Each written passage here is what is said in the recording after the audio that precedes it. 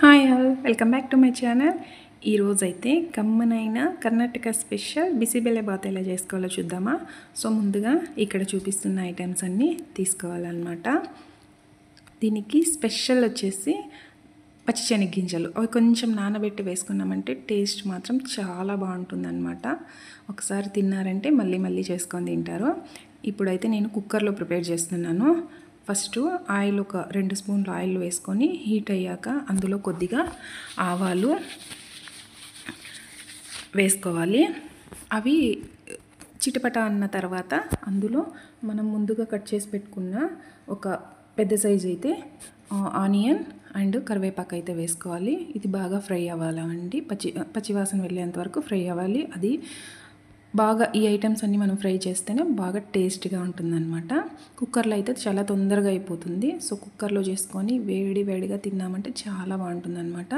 And అందులోకి beans carrot అయితే తరకారీ తీసుకున్నానండి. ఈ 2 చాలు. ఇంకా మీకు ఏమన్నా కావాలంటే ఆలుగడ్డ అలాంటివి కూడా యాడ్ చేసుకోవచ్చు. కానీ ఇవి 2 అయితే కూడా చాలా బాగుంటాయి అన్నమాట. అండ్ ఇవి కొంచెం ఫ్రై అయ్యాక ఇందులో మనం ముందుగా నానబెట్టుకున్న పచ్చిశనగ అయితే వేసుకోవాలండి. ఇవైతే చాలా టేస్ట్ని ఇస్తాయి అన్నమాట. అండ్ అందులోకే నేను ముందుగా కడిగి పెట్టుకున్న రేషన్ బియ్యం 1 గ్లాసు, కందిపప్పు ఒక చిన్న గ్లాసులో తీసుకున్నాను అనమాట.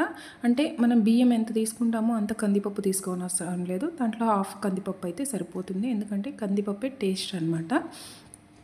ఇప్పుడు దీన్ని బాగా ఫ్రై చేసుకున్న తర్వాత ఇందులోకి కొద్దిగా కలర్ రావడానికైతే పసుపు పొడి అండ్ నేను ఎంటీఆర్ బిసిబెల్లెబాత్ పౌడర్ తీసుకున్నానండి. మీకు ఎక్కడైనా సరే మార్కెట్లో అవైలబుల్గా ఉంటుంది, తీసుకోవచ్చు. నేనైతే కొద్దిగా చేస్తున్నాను కాబట్టి ఒక ప్యాకెట్ వేసుకున్నాను. మీరు ఇంకా కొంచెం ఎక్కువ చేసుకున్నారంటే ఒక 2 ప్యాకెట్లు యాడ్ చేసుకున్నారంటే చాలు. ఇంకా అందులోకే సరిపడినంత నీళ్ళు తీసుకోవాలి.